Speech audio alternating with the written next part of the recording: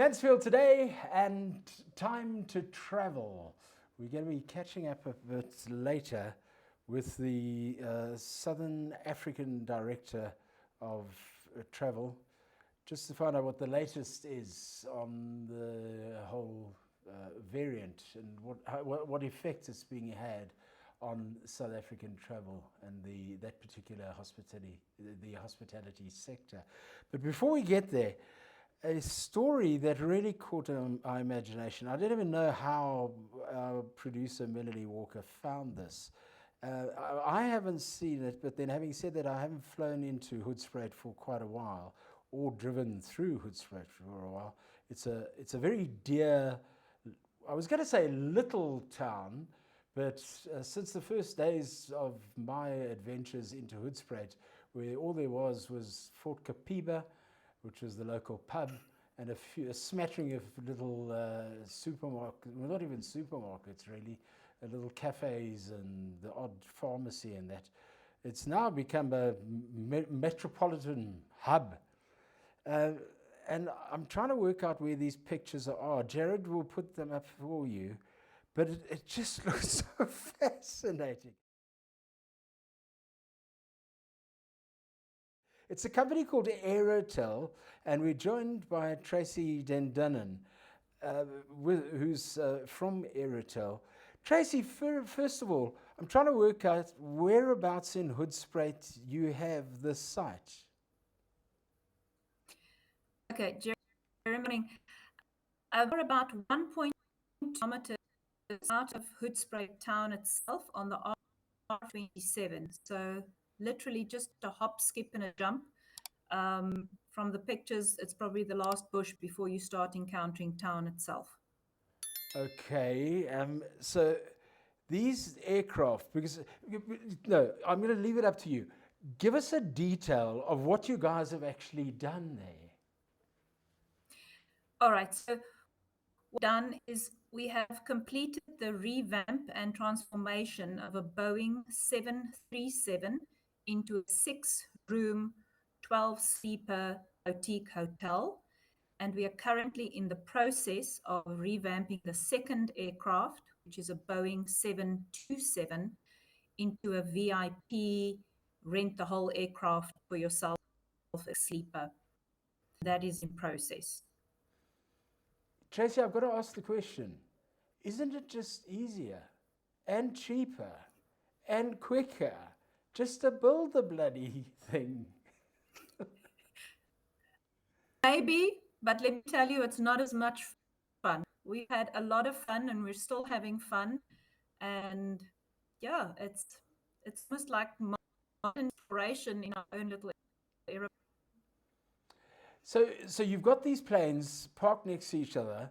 I see the one has got a Sahara type tent over it. You sleep on the plane, obviously, but the area surrounding it, I would presume, is where we would have your boma or your swimming pool and all those sort of amenities. Yes. So that covers the dining and sundowner deck.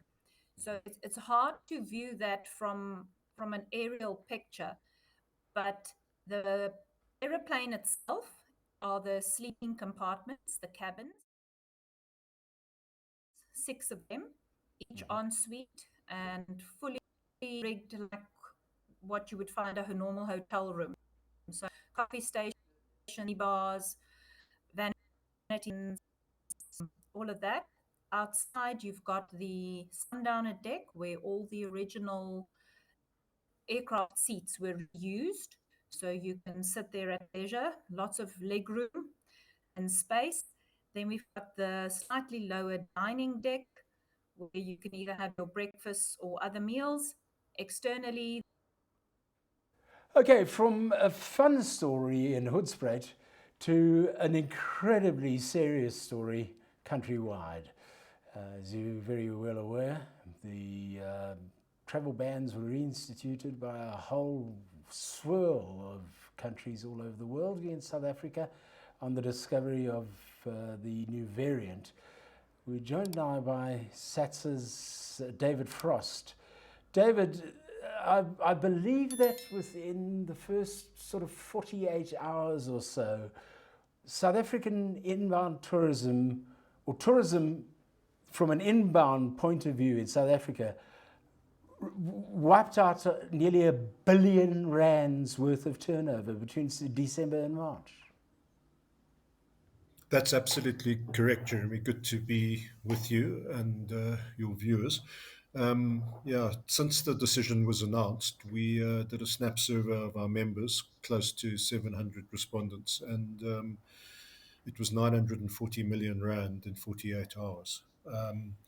The value of the inbound industry from countries outside Africa into South Africa is worth 80 billion rand, 82 billion rand per annum. And that, if you just extrapolate that on a daily basis, it's around 225 million rand that we, as a country, are not getting. And bearing in mind, this is our high season, and what we were doing is we were bouncing back from being on the UK red list for much of this year. And indeed, some of our other key source markets had curtailed travel from their countries to South Africa earlier in the year as well. So it was encouraging to see the interest in South Africa and this amazing pent up demand coming back onto the books. But this iniquitous decision by firstly the UK and then the domino effect running into our other major source markets has been incredibly devastating. And it's not as though, even if the switch is turned off or turned back on, whichever way you want to look at it, that you're suddenly going to get an influx of people back, because having made their bookings for South Africa, having heard that they're not allowed to travel here, they're going to make alternative arrangements. And having said that, it's difficult to grab hold of people and bring them back into your market once they've gone to another market. No, absolutely. I mean, look, a couple of things. I mean, we're working closely with our public sector partners at South African Tourism to put a whole global advocacy program together, and that's really aimed at sort of shoring up confidence in South Africa as a destination. But that, Jeremy, to my mind, is not the major. The major deterrent is the capricious and whimsical nature of self-serving political decisions that are taken by countries like the UK. And people don't want to book holidays knowing that they might end up being stranded in a foreign market. I mean, there was absolute chaos with tourists inside the country trying and scrambling to sort of get out. There've been mass cancellations. There's, somebody's got to pick up the bill for that. And these things are just don't augur well for giving people confidence that they can come and have a good holiday here. What was very encouraging was the president's speech last night, which to my mind was his most seminal and powerful to date. And I mean, I think collectively government's taking a very sensible stance on this, that we're keeping domestic tourism open. We've been open since July last year, and at least that's sustaining a portion of our industry. But our domestic market is not as massive and is not as lucrative as the international market. So we need to work tirelessly, and this is where we are. It's sort of almost Henry the Fifth, once more to the breach, dear friends. We've got to go into bat again to try and work with our politicians to engage these countries to. And this is what we want to put to them, is that it's very easy to put people on the red list. It's very difficult to get off it.